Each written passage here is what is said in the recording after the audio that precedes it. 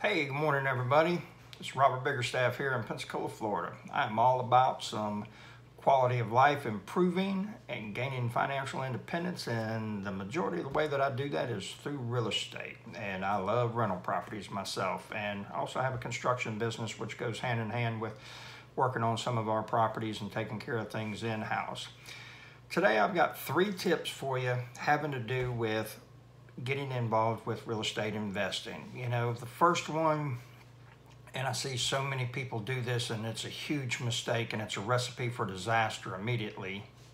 Hey, good morning, everybody. It's Robert Biggerstaff here in Pensacola, Florida. I am all about improving life, the quality of your life, also gaining financial independence through investing in real estate. And for me personally, most of that is through rental properties. Haven't done any house flipping or anything of that nature just yet, but I will be getting into wholesaling here shortly. I got 3 tips for you today on real estate investing. Tip number 1 is don't ever buy for appreciation.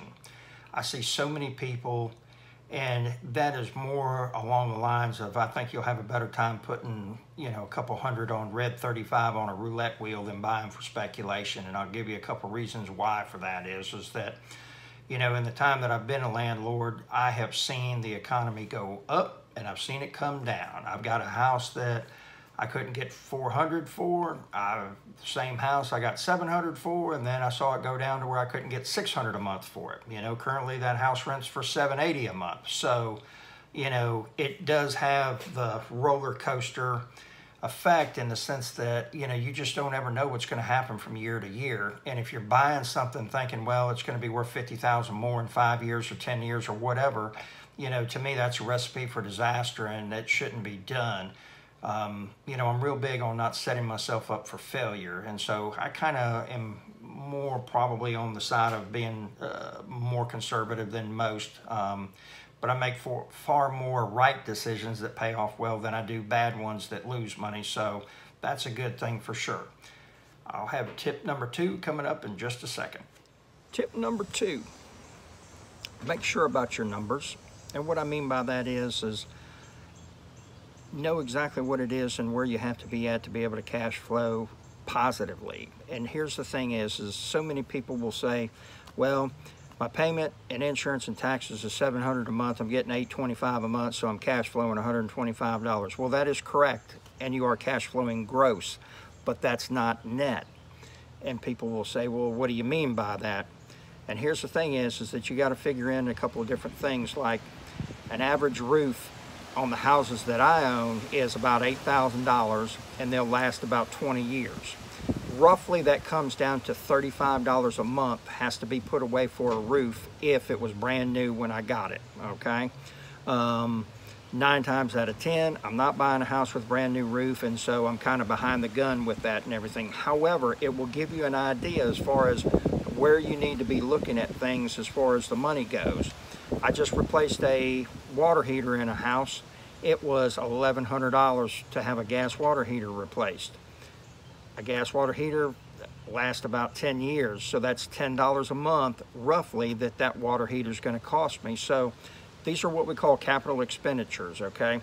Figure out exactly what your ratio is. I don't know if roofs last 30 years in your area or 10 years, okay? Or what a water heater is kind of universal, so to speak.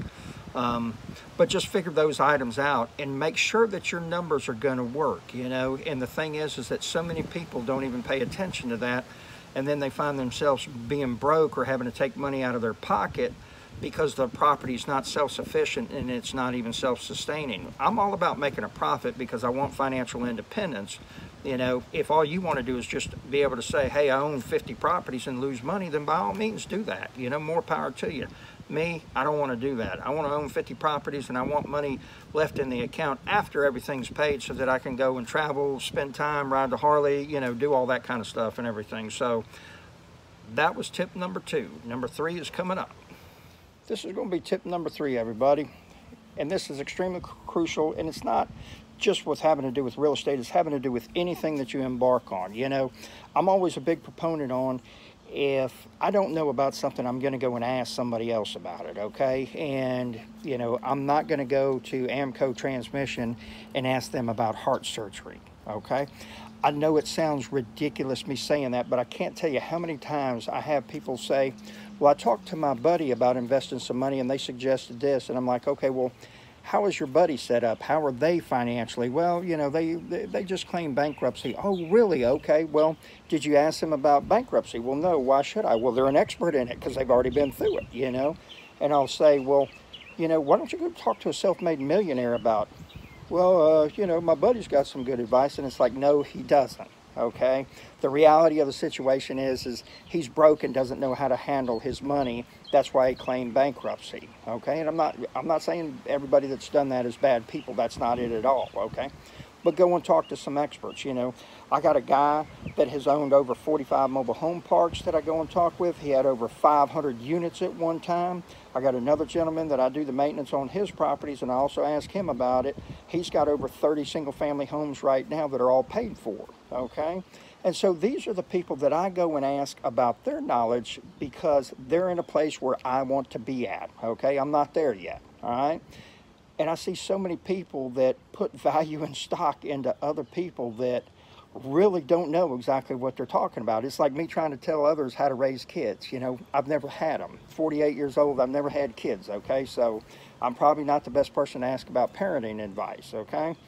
Doesn't mean that my advice is going to be bad, but go talk to somebody that's raised kids. They know a little bit more than I do. So get with some folks that are networking, you know, get out there, find some real estate investment clubs that are in your hometown. Do a lot of searching on the website. You know, there's a lot of people on the internet that have got blogs and videos such as mine and whatnot. But, and you can reach out to me, send me a message, I'll respond, or send me an email. I'll get back with you. You know, and so, you know, and if you can, find a coach or a mentor. That's one of the very best things that you can do to ensure your success on this endeavor. More millionaires have been created through real estate than any other thing in man's recorded history. Don't ever forget that. It's Randall Robert. Have a wonderful day.